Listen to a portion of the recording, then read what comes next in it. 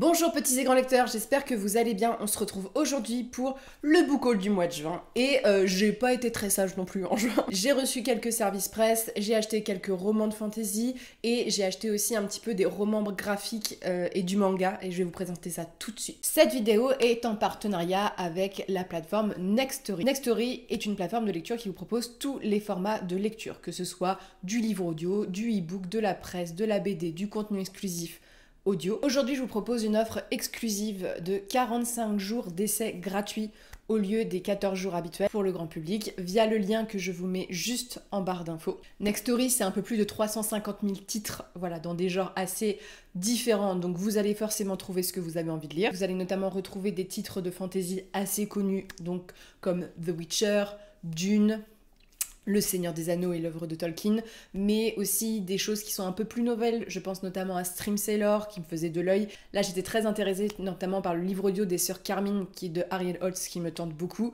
Vous avez notamment la notification du nombre d'heures, voilà, de lecture. Sœurs Carmine, c'est un texte qui est plutôt de la littérature gothique pour la jeunesse, et Ariel Holtz, c'est un auteur que j'apprécie plutôt bien. Mais vous allez retrouver de la science-fiction, vous allez retrouver du roman contemporain, de la littérature blanche, de la romance. Ça correspond à tout type de lecteur. C'est hyper intéressant si vous êtes des lecteurs qui n'avaient pas forcément le temps de vous poser pour lire un livre. Le livre audio, c'est beaucoup plus facile dans le quotidien à mettre en place. Ça s'applique aussi aux lecteurs qui ont des problèmes de dyslexie ou tout simplement, comme moi, j'aime bien écouter des livres audio quand je fais le ménage ou quand je suis en train de conduire. Voilà, toujours l'œil fixé sur la route, mais ça permet d'avoir un petit peu des histoires qui nous sont racontées dans un catalogue qui est super riche. Je vous rappelle l'offre des 45 jours d'essai gratuit. Je vous mets le petit lien en barre d'infos pour y accéder via ma landing page. Et sur ce, je remercie encore Nextory pour ce partenariat. Et on peut désormais commencer le book haul. On va commencer par les SP. Alors les SP, ça a été un peu cacophonique parce que ça, c'est des SP, par exemple, que j'aurais dû recevoir potentiellement il y a un mois ou deux. Mais il y a des gros problèmes avec les colis en ce moment. Certains ont déjà été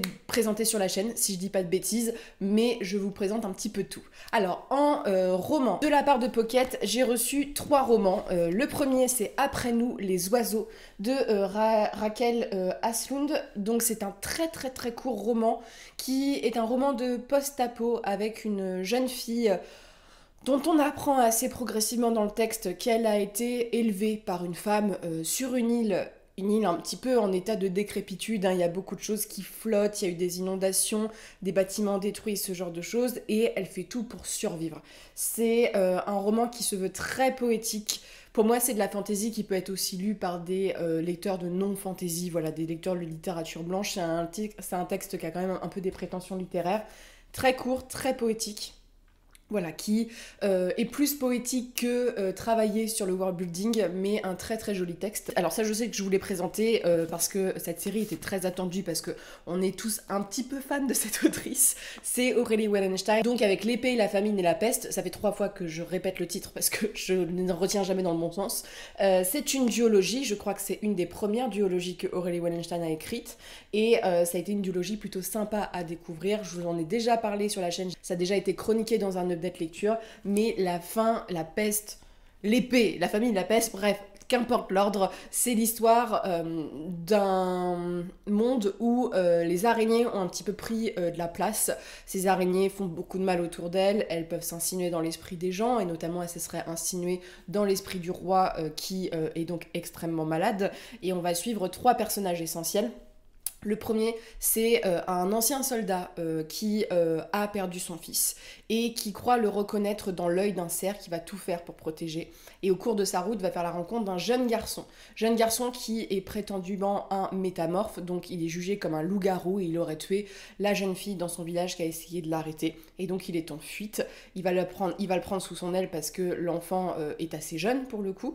Et enfin, au cours de leur voyage, ils vont rencontrer une jeune fille, qui est traitée de sorcière. Voilà, c'est un équivalent. En clair, elle a pactisé avec ces araignées-là parce que sa mère a été brûlée pour ce fait-ci. Elle est dénoncée à la suite d'une tentative d'agression de la part d'un des garçons du village. Elle va parvenir à s'enfuir de l'Inquisition, qui est le grand méchant de cette histoire, et tous les 3 vont partir pour une quête, c'est-à-dire rejoindre un endroit où une personne aurait potentiellement la solution pour sauver l'enfant dans l'œil du cerf. C'est un récit qui est très classique sur son premier tome et qui a un bouleversement sur le deuxième, qui a une tentative de narration assez sympa. C'est pas mon préféré d'Aurélie Wallenstein, mais ça en vaut le détour. L'univers est un univers un peu de dark fantasy, sans être trop sombre. Je trouve que c'est de la dark fantasy pour les gens qui aiment pas trop quand c'est trop violent et trop sanglant. Voilà, c'est en rien comparable avec La Compagnie Noire ou avec, je ne sais pas moi, Berserk. C'est plus l'univers, ce que ça en parle, c'est pas trop descriptif. Les gens qui ont l'habitude de lire Aurélie Wallenstein, tu vas retrouver cette ambiance un peu horrible, voilà, qui est assez prégnante, et l'univers est assez chouette. Enfin, en roman, alors ça c'est une blague, je l'ai demandé parce que je suis cette saga, j'ai demandé le dernier sorti de Agatha Raisin, donc L'heure du crime, donc c'est de MC Beaton, qui est décédé, donc je crois que c'est un texte qui est sorti après sa mort. Donc Comment tuer le temps, chez Albin Michel, j'en suis au tome 4. Voilà. Je n'ai pas les tomes entre le 4 et le 35, j'ai prévenu l'éditeur, mais il sera lu, alors pas tout de suite, mais je vous le présente, Agatha Raisin, ça a été un de mes coups de cœur de l'année dernière. C'est une saga de cozy mystery, donc c'est du policier avec une dimension humoristique. En fait, Agatha Raisin, ce qui me parle énormément dans ce texte-ci, c'est le fait que ça se passe dans les Cotswolds. Je suis allée il y a quelques années en vacances et c'est une des plus belles régions de l'Angleterre. Est une femme à la retraite, mais c'est une cinquantenaire. Elle a pu prendre sa retraite parce qu'elle a bossé dans une boîte de com qu'elle a fondée et ça a été un véritable succès, donc elle l'a revendue. Elle quitte Londres parce qu'elle en a un petit peu marre de cette vie-là et elle s'installe dans les Cotswolds. Alors les Cotswolds, si vous ne situez pas, c'est une des parties les plus riches de l'Angleterre. C'est la région où Béatrix Potter a vécu par exemple. C'est juste en dessous de Bath, donc c'est à 1h30, 2h de Londres, c'est à côté de Oxford et Cambridge, un peu plus à l'ouest. Et donc, vous avez cette femme, jeune retraitée, qui part à la campagne et qui se fait vite chier et qui essaye de rentrer un peu dans cette ville où tout le monde se connaît. Voilà, elle a racheté un cottage, c'est assez mal vu parce que les Cotswolds, c'est souvent des cottages qui sont donnés, vous savez, de succession en succession. Et le prix moyen, en vrai, c'est plus d'1 million de livres, si tu veux. Un cottage, c'est vraiment une toute petite maison quoi, et donc elle s'installe là-bas, elle est mal vue et elle participe à un concours de tartes pour gagner la meilleure tarte et se faire un petit peu sa place dans le village, sauf que Agatha sait pas cuisiner et que la tarte qu'elle achète malheureusement pendant le concours est empoisonnée, voilà.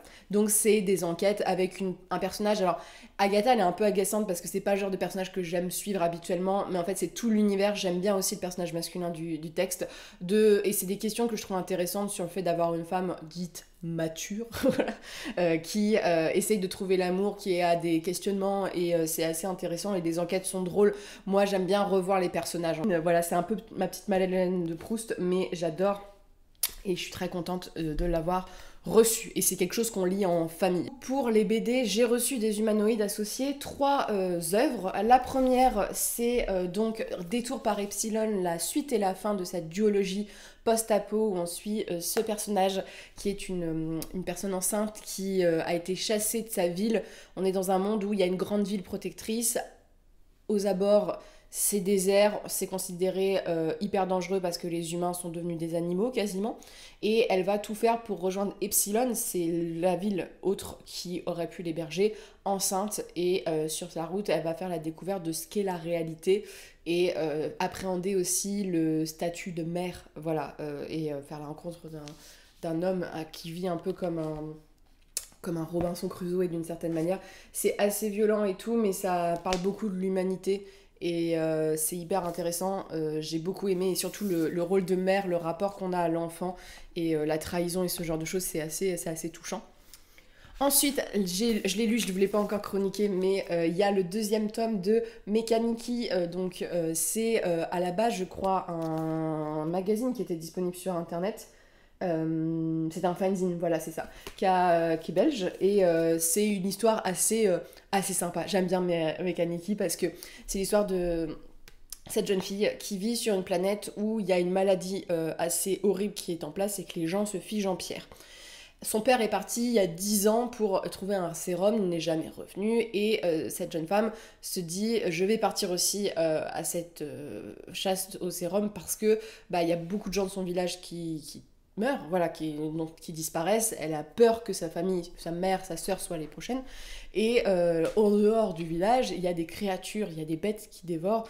Et dans cette poursuite, elle va faire la rencontre de ce robot et ils vont être mêlés à quelque chose de beaucoup plus grand. Voilà, on va parler surtout dans ce tome-ci de tyrannie, voilà, de classe sociale, de hiérarchisation des peuples et ce genre de choses. C'est, voilà, au-delà du dessin et tout, il y a quand même des thématiques qui sont hyper dures, beaucoup de décès de personnages et tout, ça aborde des sujets philosophiques assez intéressants et il y a un gros côté SF dans celui-ci, mais ça me touche beaucoup et je trouve que les dessins, au début, j'étais pas très très fan, mais je trouve qu'il y a un vrai style et on est vraiment percuté par les sentiments des personnages. Je trouve qu'il y a un truc où tu sens la douleur, voilà, et puis il y a un jeune homme dedans, quand il est beau, il y a des espèces de petites paillettes qui arrivent, voilà, c'est assez drôle, mais c'est hyper intéressant parce que on parle de liberté, d'égalité, de fraternité aussi, et c'est des thèmes qui sont importants de nos jours. Et enfin, j'ai reçu cette BD Okanika, qui est une BD qui parle du mythe du Wendigo, mais un mythe transformé du Wendigo. On suit donc cet homme qui est un Français, donc ça se passe je sais plus en quel siècle, ouais, au XVIIe siècle, qui va fuir le château de son père parce que son père est un être extrêmement mauvais, qui part pour les Amériques et là-bas va fonder une famille avec la femme, voilà, que vous voyez là, ils ont un enfant. Et ce qui va se passer, c'est que le père en question va essayer de chasser son fils au sens propre parce que il est pas très sympa et qu'il a besoin de son fils pour survivre et on va partir pour une traque à l'homme dans le grand froid avec cette femme indienne qui voit l'homme qui veut tuer son mari arriver et va tout faire pour l'en empêcher avec cet homme, vous vous en doutez bien, avec le mythe du Wendigo qui est un Wendigo et qui bouffe les gens sur place. C'est assez sanglant comme BD, la fin est très surprenante, la fin, le plot twist, j'ai beaucoup aimé, mais voilà, si vous avez aimé un peu l'ambiance The Revenant, ces ambiances un peu de traque dans les grands froids, il y a beaucoup de mythologie, il y a beaucoup de mythes indiens aussi qui sont mis en avant, ça c'est hyper chouette, il y a un peu un mélange de tout, et une réinterprétation du Wendigo qui est pas le mythe en soi qui est un mythe indien à la base pour empêcher le cannibalisme. Là, c'est un peu transformé, donc assez sympa. J'ai pas été très fan des dessins, mais par contre, j'ai été portée par l'histoire et j'ai beaucoup aimé l'ambiance et on va dire tout l'univers autour des clans indiens qui sont présentés. Ensuite, on va parler des petits achats, voilà. Petits achats qui sont pas si petits que ça. J'ai acheté de l'occasion aussi, que je vous présenterai en dernier. Je vous propose de commencer par les romans graphiques et le manga. Je me suis acheté le 6e tome de Lore Olympus de Rachel Smith. Alors, Lore Olympus, pour ceux qui connaissent un peu cette saga, est terminé. Ça m'a fait extrêmement bizarre parce que moi je le lis depuis le chapitre 3 ou 4, donc ça fait des années, c'est avant Covid et tout, donc ça fait très très longtemps, et c'est terminé, et pour soutenir le travail de l'autrice que j'ai lu des années gratuitement, j'achète en grand format en français, parce que j'essaye de soutenir aussi l'édition française. Comme je vous dis, je suis pas très fan de la qualité du papier, ni forcément de la traduction, mais Lore Olympus, c'est une saga que j'ai beaucoup aimée. Ça a été la première saga qui m'a fait découvrir l'univers du webtoon et c'est une réinterprétation du mythe de Perséphone et Hadès qui se veut hyper, comment dire, hyper dans le consentement, hyper moderne, il y a des très bonnes choses. Alors, Lore Olympus, ça a été une frustration parce que je trouve que la fin est très très précipitée et qu'il y a des thèmes qui sont pas forcément assez développés, mais j'aime beaucoup l'univers, au-delà du fait que Hadès et Perséphone sont mignons, voilà, c'est plus les personnages qui gravitent autour, comme Héra, comme Hécate par exemple, mais c'est un petit plaisir pour les gens qui aiment la mythologie parce qu'il y a beaucoup de réinterprétations et le style graphique est quand même très intéressant. Voilà, moi j'aime beaucoup le fait que les personnages, il y a des jeux avec les couleurs et ce genre de choses. Et c'est aussi une œuvre qui parle beaucoup, voilà, comme je dis, du consentement, du rapport aux parents, de la liberté, du poids, des attentes de chacun. Chaque personnage en fait a des questions qui sont liées à lui, assez développées, surtout pour les personnages principaux. Et c'est ce que j'aime, et moi j'aime la réinterprétation. Personnellement, si vous avez aimé Percy Jackson, je pense que vous aimerez Lore Olympus parce que voilà, la réinterprétation moderne est assez chouette. Moi j'aime bien les réécritures de mythes. Alors, là j'ai 2 bestiaux sous la main, j'ai 2 bestiaux, parce qu'ils sont très lourds. J'avais du retard sur les publications et je voulais absolument les lire parce que la saison 3 a été disponible sur Netflix et la saison 4 vient de sortir sur Crunchyroll. Et voilà, au moment là où se termine ce qui se passe sur Crunchyroll, c'est là où se termine l'intégrale 6. C'est donc l'intégrale 5 et l'intégrale 6 de Demon Slayer. Ils sont tellement grands que je suis obligée de les presser. Voilà. Alors, moi j'adore Demon Slayer. C'est une œuvre en plus qui n'est pas trop longue parce qu'il n'y a encore que 2 intégrales, voilà, dans ce format-ci pour terminer la série. Un jeune garçon qui va voir sa famille massacrée par un démon, voir sa sœur se transformer en démon et qui va devenir un chasseur de démons et affronter Musan, le grand créateur de démons. Voilà, si on peut faire ça très clair. Et c'est un shonen type mais écrit par une femme, donc ce qui est d'autant plus intéressant parce que les personnages sont très bien travaillés, notamment les personnages féminins. Et on est dans une époque voilà, où les guerriers combattent au sabre et ce genre de choses. Ça correspond à la saison 3 et celui-ci correspond à la saison 4 qui sont sortis. Donc ce qui est assez perturbant, c'est que j'étais un peu décontenancée par ces tomes-ci parce que tu suis ce qui correspond à l'époque des forgerons, voilà, avec toute cette scène où notre personnage principal va voir son sabre cassé, la personne qui fait ses sabres va pas vouloir le faire, donc il doit se rendre au village des forgerons et là-bas il y a une attaque de démons. Donc on est un peu dans ce truc-là avec un entraînement ensuite qui suit. Et là en fait c'est le grand combat final qui arrive après, juste après. J'ai l'impression, et ça c'est mon analyse, hein, que le manga devait pas trop marcher avant l'animé. Parce que clairement on aurait pu avoir encore des grands événements. Voilà, c'est comme si dans Naruto on avait coupé toute une partie de Shippuden et tout et qu'on avait lancé le combat très vite. Donc voilà, mais c'est comme ça au moins ça sera fini plus tôt. Mais c'est une saga que j'aime beaucoup les dessins, j'aime beaucoup les thématiques et surtout j'aime beaucoup les personnages, voilà. Donc en termes de manga, c'est un peu mon plaisir du moment et j'adore les éditions Piliers parce que voilà, c'est grand, c'est beau, c'est magnifique. Donc ensuite je suis allée en librairie, je suis allée à la librairie Zulma dont je vous ai déjà parlé à Veules-les-Roses sur la côte normande et je me suis pris quelques petites choses qui me tentaient. Le premier c'est Zephyr Alabama, donc de Robert McCammon chez donc Toussaint Louverture. Cette très belle édition. Je crois qu'elle est sortie dans une autre édition un peu comme Anne. Je préfère ces éditions-ci particulièrement. Voilà, c'est plus mon style, voilà, et je trouve qu'en bibliothèque elle rentre très bien. Zephyr Alabama, vous l'avez sûrement beaucoup vu sur les réseaux sociaux, je crois que Pepper et Cornelius l'ont lu. C'est l'histoire d'un jeune garçon, donc dans une période des États-Unis, je crois que c'est les années 50 ou je ne sais plus, c'est il y a quelques années, va voir un accident de voiture qui va se passer juste devant ses yeux, donc une voiture qui fonce dans un lac. Et a priori, va s'en suivre des événements un peu particuliers et peut-être un peu fantastiques.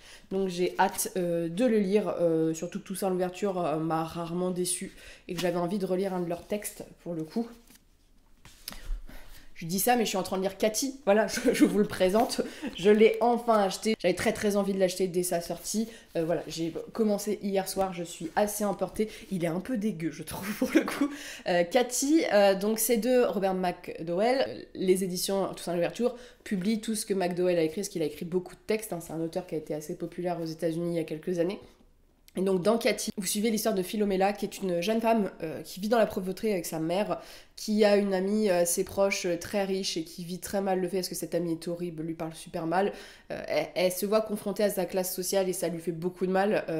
Et un jour, sa mère, donc ils sont au bord d'être expulsés de chez eux, reçoit une lettre de son père. Alors, elle ne parlait plus avec son père parce que la mère de Philomela, elle a épousé un homme que ses parents voulaient pas, donc ils ont coupé les liens et tout. Son père lui fait la confidence que son frère est mort et qu'il a eu un grave accident qui fait qu'il est handicapé. Et que son frère avait épousé une femme suite à son handicap et est décédé. Donc c'est cette femme qui a réépousé un homme et qui a un enfant et qui vit à la ferme. Et le monsieur se fait pousser un petit peu beaucoup par cette famille pour qu'il lui lègue tout son argent parce que c'est un monsieur qui a beaucoup d'argent. Et donc il appelle sa petite fille à venir l'aider pour trouver un subterfuge pour sortir de là. Et donc elle part et elle va faire la rencontre de Cathy. Cathy qui est assez terrifiante, voilà, qui est une jeune femme qui dès l'enfance, la première scène est assez traumatisante, hein, faut pas alors si vous avez du mal avec les sévices qui sont faits aux animaux, c'est un peu violent, qui est la fille donc du monsieur que c'est compliqué. La fille du mec que l'ancienne femme de son fils a épousé, qui est d'une violence et qui va tout faire pour tuer le monsieur. Je vous en dis pas plus. L'ambiance est chouette, j'ai hâte de voir comment ça va se décanter, ça a l'air d'être encore un truc avec une traque et tout, mais l'ambiance est un peu... Franchement, Cathy, elle fait un peu peur. Voilà, il y a un côté un peu mythe, sorcellerie et ce genre de choses. J'ai bien accroché et j'adore le personnage de Philomena, je trouve qu'elle est assez touchante. Et j'ai hâte parce que là, il y a la première grosse partie qui est passée et là, on va voir un petit peu les conséquences de tout ça. Mais Cathy, en plus, il est exceptionnellement beau. Franchement, je pense que c'est un de mes préférés de chez Toussaint Louverture. Le rouge avec ses flammes autour, il est très beau. Et j'accroche beaucoup plus que les Aiguilles d'Or, pour le coup, qui avait été une lecture assez moyenne. Ensuite, je me suis acheté un livre un peu sur un coup de tête. Je l'avais vu chez Zulma il y a quelques mois et je me suis dit, je vais le tenter. Je l'ai lu et je suis un peu décontenancée parce que je vais vous présenter comme ce qu'il est vraiment et pas forcément ce qu'il laissait penser être. C'est donc Monstre fabuleux. J'ai posé mes assiettes dessus, ça se voit, il m'a servi de pouce-couvert, de Alberto Manguel chez Babel. Alors, vous voyez, il y a beaucoup de figures un petit peu, tu vois, il y a Superman, il y a Dracula, il y a des sirènes, ce genre de choses, des Wendigo, on voit la Belle au bois dormant ici. J'avais vraiment l'impression que ça allait beaucoup parler de la fantasy, ou du moins des mythes et ce genre de choses. C'est plutôt un texte qui va prendre des grands personnages de la littérature et en parler, en philosopher dessus, faire des ponts, remettre en lien et les expliquer, notamment leur intérêt. Par exemple, vous avez Monsieur Bovary, je crois que c'est le premier dans le texte, on nous explique son rôle dans le texte, les figures de Monsieur Bovary et ce que ça peut avoir comme... les thèmes qui ressortent de ces personnages. Ce qui est intéressant, c'est qu'il y a des figures assez diverses sur le monde entier, voilà, c'est sur plein de continents et ce genre de choses, mais c'est pas que des figures imaginaires, comme le laissait un peu penser la couverture, c'est vraiment des grands personnages de la littérature, voilà, avec des thèmes, Alors, le problème de ces petits textes-là, c'est pas assez développé pour les gens qui aiment les trucs développés, mais c'est un peu une mise en bouche. Je l'ai lu en 2 jours, hein, pour le coup, je l'ai terminé, mais c'est vrai que je m'attendais plus à de la recherche sur de l'imaginaire, tu vois, Monstre fabuleux, ça fait un peu plus penser à ça. Dracula, Alice, Superman et autres amis littéraires, quand même beaucoup d'amis littéraires qui ne sont pas des figures. Donc voilà, on a notamment pas mal de figures de la Bible qui sont étudiées, comme Job, il y a aussi Jonas. Surtout, j'ai découvert d'autres personnages que je connaissais pas forcément de la littérature. Je connaissais les auteurs, mais je connaissais pas forcément les personnages. Donc voilà, ça permet un petit peu d'avoir des clés et de s'intéresser à des textes. Mais c'était assez intéressant et c'est un livre qui est sympa pour faire un cadeau pour les gens qui aiment la littérature. Enfin, je me suis pris ce texte. Ça faisait quelques mois que je me tâtonnais parce que ce texte-ci... Alors, quand vous êtes intéressé par le sujet, vous en avez entendu parler parce que ça a tellement été une bombe que forcément on entend parler, mais tu vois, aux infos, ce genre de choses, ça a été assez peu dit, mais c'est quand même un truc fou. C'est Ségurant, donc le Chevalier au Dragon, donc c'est édition d'Emmanuel Arioli. Vous voyez, un chevalier de la table ronde, c'est exceptionnel. En fait, on a retrouvé un texte de la table ronde. Donc l'auteur, il est né en Italie, c'est un médiéviste, archiviste, paléographe et maître de conférences à l'université de Haute-France. Et donc, bah voilà, on a retrouvé, c'est fou, hein, on a retrouvé un nouveau chevalier, donc Ségurant. J'ai hâte de le lire. Donc en plus, vous avez les pages de manuscrits juste ici. Donc avec une traduction, hein, je pense. Je pense que c'est pas de l'ancien François, mais une traduction un peu en français. J'ai très hâte. Ils ont repris, c'est assez bien fait, mais ils ont repris les lettrines de début de manuscrit, ce genre de choses, tout ce qui est dessins ornementaux autour.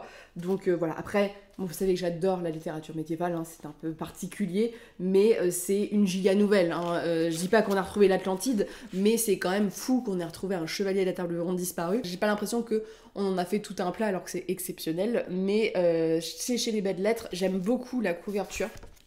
Pour le coup, je vous la montre en entière, je vais enlever le bandeau, qui est très belle. Je trouve qu'il est à 13,50 €. Voilà, je trouve que le prix est tout à fait abordable et j'ai tellement hâte de le lire, sachant que je viens de finir un William Morris il y a pas très longtemps, mais pour moi c'est révolutionnaire. Voilà, c'est révolutionnaire et j'ai tellement envie. Il va rejoindre mes romans arthuriens, mais j'ai des amis qui l'ont lu et qui m'ont dit que c'était super bien, donc j'ai hâte. Et enfin, je suis allée en librairie d'occasion. Vous savez pourquoi je suis allée en librairie d'occasion? C'est parce que je voulais acheter le tome 11 de Terry Goodkind. Parce que la librairie en question, souvent ils ont du Terry Goodkind et ils ont plus à partir du tome 8. Donc je suis repartie bredouille de Terry et j'ai quand même pris 2 livres au passage. Donc le premier c'est Moriarty en poche, le chien des Umberville. Donc c'est de Kim Newman. Alors moi Kim Newman j'aime beaucoup parce que c'est l'auteur d'une saga vampire que j'ai adoré. Et donc voilà, je vous lis la 4ème parce que j'ai même pas lu la 4ème. Donc dans cette histoire, notre Moriarty avec le colonel Sebastian qui règne en maître sur le crime à Londres. Et quelle que soit leur mission, du meurtre au cambriolage de haut vol, Moriarty et Moran accueillent un flot de visiteurs malfaisants, membres du Sifan assoiffés de sang, vampires de Paris et même une certaine Irene Adler. Donc j'ai très très très hâte. Et puis Kim Newman, franchement... Moi, je suis un peu une convaincue de cet auteur, donc très très envie de le découvrir. Et puis pour 2€, ça fait toujours plaisir. Voilà. Et ensuite, alors, j'ai pris ce texte parce que cet auteur, ça fait très longtemps que j'en entends parler, en bien et en pas bien. Donc j'ai envie de me faire une idée dessus. Alors la couverture n'est pas folle, mais le texte me tentait bien parce qu'en plus ça se passe à Londres. Ça s'appelle L'ombre de Shena Melville. Donc j'ai jamais lu de Shena Melville, qui est quand même un auteur assez important de l'imaginaire. Ça a été lauréat du British Fantasy Award et il a eu 2 prix Arthur C. Clarke. Donc il faut s'imaginer un peu à Alice au Pays des Merveilles, un Londres qui serait de l'autre côté du miroir où il y a des objets, des détritus qui arrivent à traverser même certaines personnes. Et on va suivre donc Zana et Deba qui pénètrent cette ville, qui a besoin visiblement d'être sauvée. Voilà, j'ai hâte de voir ce que ça va donner. Alors c'est écrit extrêmement gros pour le coup, donc ça va être, je pense, pas trop long à lire, mine de rien, parce qu'il y a 600 pages, mais c'est chez Le Diable Vauvert. Ça va me permettre de faire une idée sur l'auteur et de peut-être poursuivre, parce que, à ce que j'ai compris, Shena Melville, c'est un auteur qui est assez connu pour ses univers un peu loufoques. Donc voilà, j'ai très très très hâte. Et j'espère que ça va me plaire, parce que comme ça me fera un nouvel auteur au catalogue à découvrir. Sur ce, voilà, j'en ai terminé. Je pense qu'il y avait assez à vous présenter aujourd'hui. Je remercie encore le partenaire du jour, Next Story. Et sur ce, je vous souhaite de très bonnes lectures, une très bonne journée, et on se retrouve dimanche prochain pour une nouvelle vidéo.